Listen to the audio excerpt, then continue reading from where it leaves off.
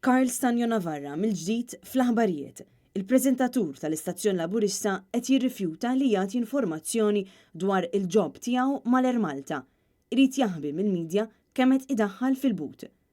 Kien il-ġurnal Times of Malta li talab dan il-kuntratt skont il-Freedom of Information Act, l-istess bħal meta talab il-kuntratt ta' Kurt Farrugia li qiegħed fit-tmexxija tal-Malta Enterprise. Skont ir-raġuni li tat l-Air Malta lit-Times, il-kuntratt ta' Karl Stanjo Navarra jinkludi data personali. L-Air Malta qed iġib skuża li ma tistax tagħti aċċess għal kopji tal-kuntratt tal-preżentatur hekk kif kienu stess li ma tax il-permess biex dan isir. Fi kliem sempliċi, Karl Stanjo Navarra ma jridx juri kemm qed idaħħal fil-but b'dan il-ġob li jingħata.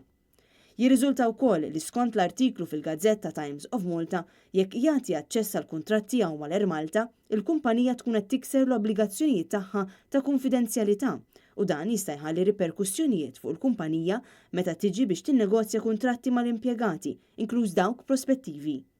Minnaħa tagħha l-Gazzetta Times of Malta qed tkompli tinsisti li t-talba tagħha hi fl-interess pubbliku u għalhekk għamlet talba l-investigazzjoni mill-Kummissarju tad-Dejta biex possibilment jirrivedi din id-deċiżjoni.